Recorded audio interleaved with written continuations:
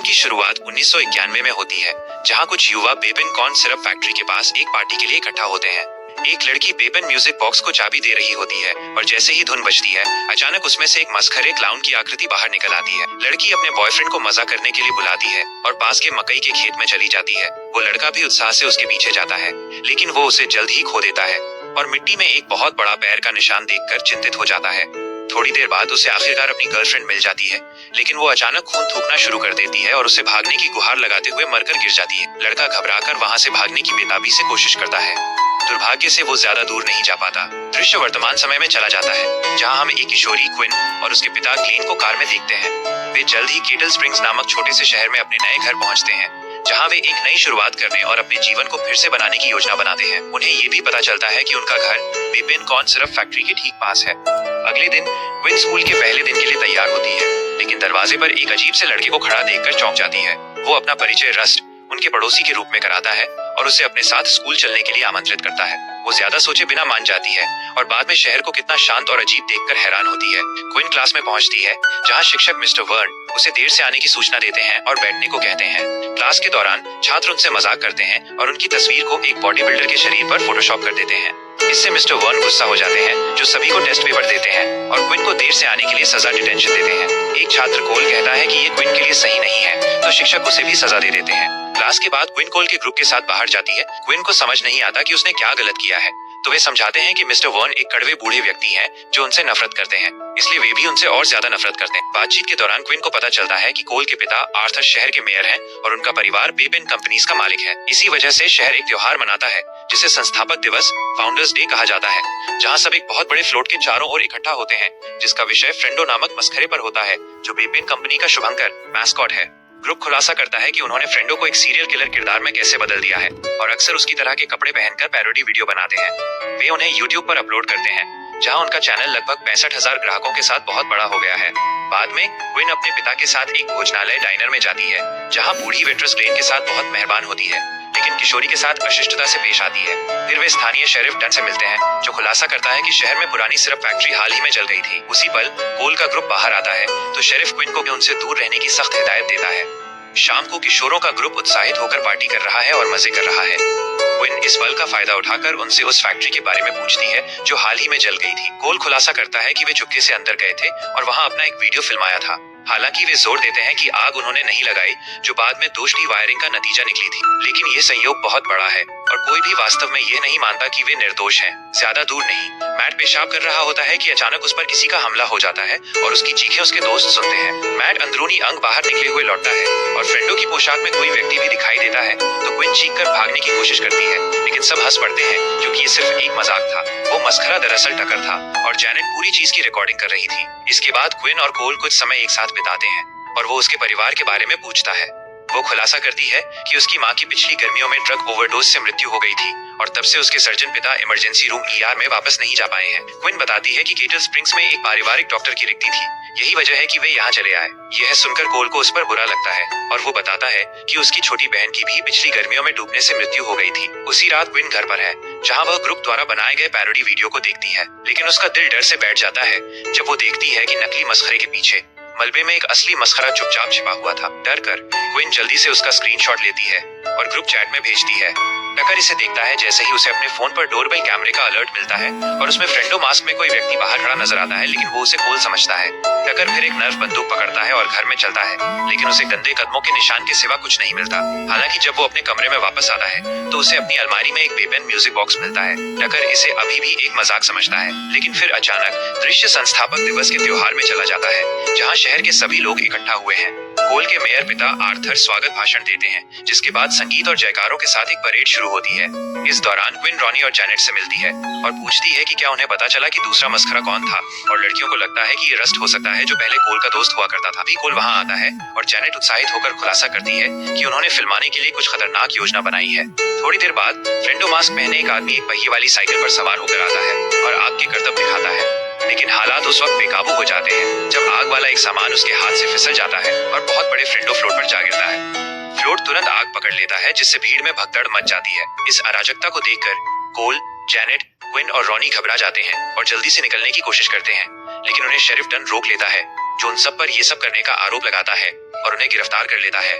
किशोर हताशा में दावा करते हैं कि उन्होंने ये नहीं किया, लेकिन शेरिफ उन्हें जेल में डाल देता है। सेल के अंदर एक बूढ़ा आदमी उन्हें रहस्यमय ढंग से चेतावनी देता है कि वे फ्रेंडों से पंगा न लें, वरना वे मर जाएंगे। अगले दिन किशोरों को आखिरकार जेल से रिहा कर दिया जाता है और उन्हें घर जाने की अनुमति मिल जाती है। दृश्य मैट पर जाता है जो अपने घर में कसरत कर रहा है। अचानक वो पास में एक बेपेन म्यूजिक बॉक्स देखता है, लेकिन वो समझता है कि उसके दोस्त उसके साथ मजाक कर रहे हैं और उसे कचरे के डिब्बे में फेंक देता है। जैसे ही मैट वजन उठाना शुरू करता है, फ्रेंडो अचानक कहीं से प्रकट होता है और मैट को बारबेल नीचे रखने नहीं देता। वो सन की एक तेज आरी को बारबेल पर सरकाता है और उसे उसके गले में धकेल देता है, जिससे उसकी जान बेरहमी से खत्म हो जाती है। उसी रात क्विन को कोल का एक टेक्स्ट मिलता है जो उसे एक पार्टी में घूमने के लिए आमंत्रित करता है। वो चुपचाप सीढ़ियां उतरती है और देखती है कि उसका पिता गहरी नींद में है, तो वो चुपके से बाहर निकलने का मौका लेती है। क्विन कोल के साथ कार में बैठती है, जो उसे वही बेपेन म्यूजिक बॉक्स तोहफे में देता है। वो इसे बजाना शुरू करती है जब वे अप्रत्याशित रूप से रस्ट के सामने आते हैं, जिसने अभी अभी एक हिरण का शिकार किया है।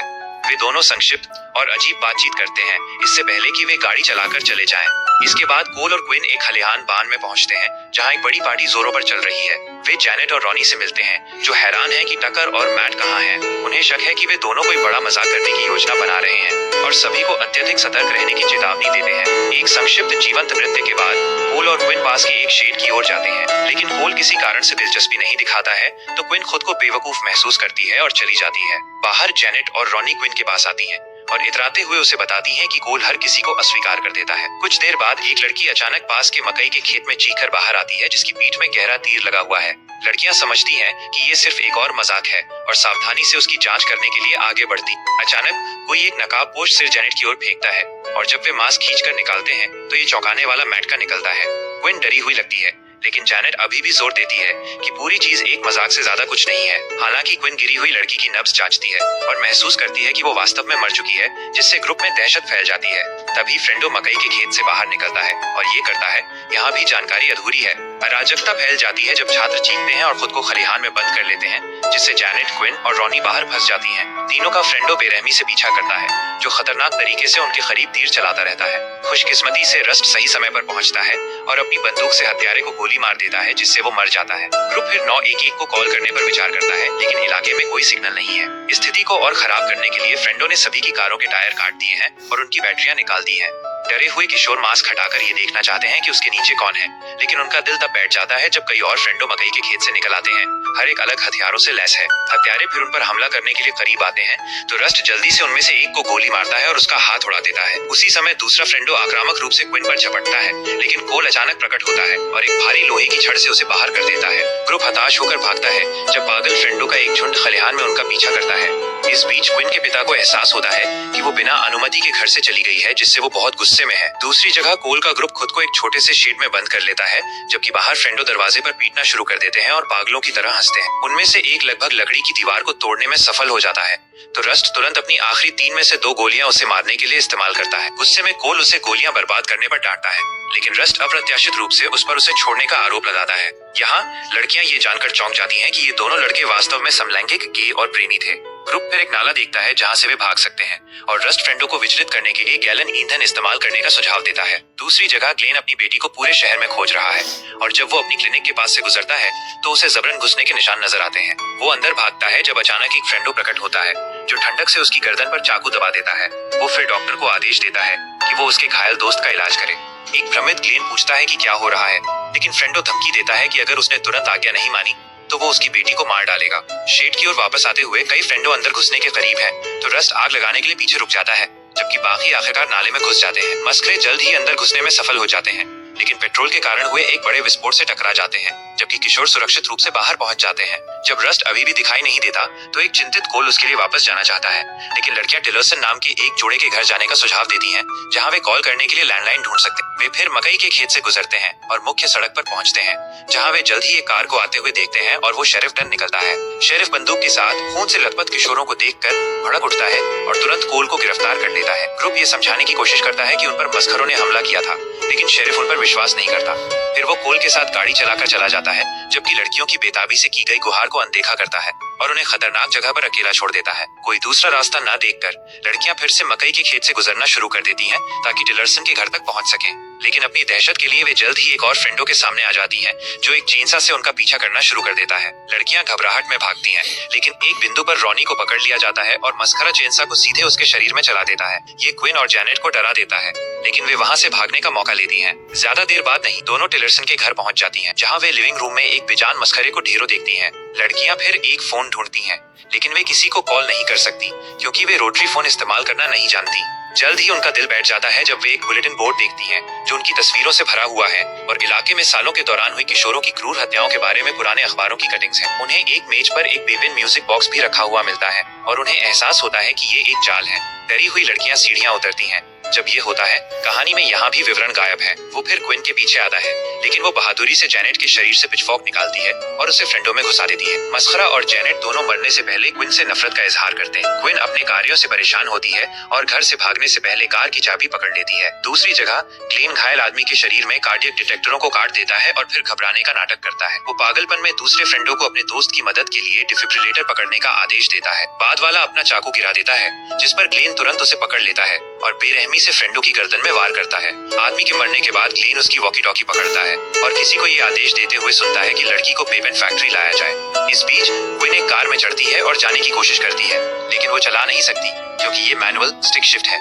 स्थिति को और खराब करने के लिए फ्रेंडों का एक ग्रुप अचानक प्रकट होता है और उसका अपहरण कर लेता है, जिससे भागने का कोई मौका खत्म हो जाता है। कुछ देर बाद क्विन को होश आता है और वो खुद को छोड़ी गई कॉर्न सिरप फैक्ट्री में कई फ्रेंडों से घिरी हुई पाती है। वो पूछती है कि वे कौन है, तो वे एक एक करके अपने मास्क हटाना शुरू कर देते हैं और उसके सदमे के लिए वे कई शहर के लोग निकलते हैं, जिनमें शेरिफ डन, भोजनालय का मालिक, वेट्रेस और उसका शिक्षक मिस्टर वर्न शामिल हैं।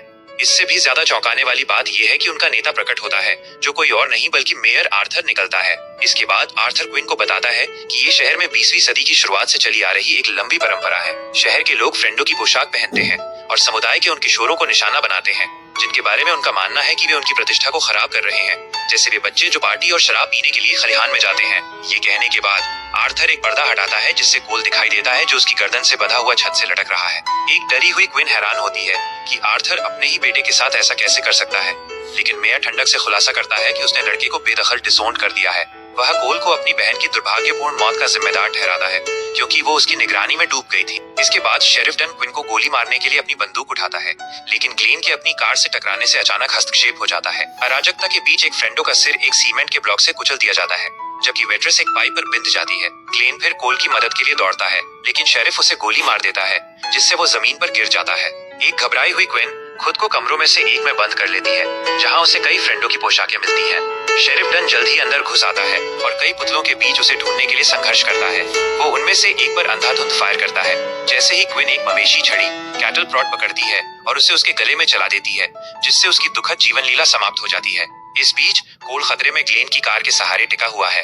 वो अपने पिता से पूछता है कि क्या उसने बीमा के पैसे इकट्ठा करने के लिए फैक्ट्री में आग लगाई थी, क्योंकि व्यापार विफल हो रहा था। आर्थर गर्व से इसे स्वीकार करता है और फिर क्लेन की कार में तेजी से भाग जाता है।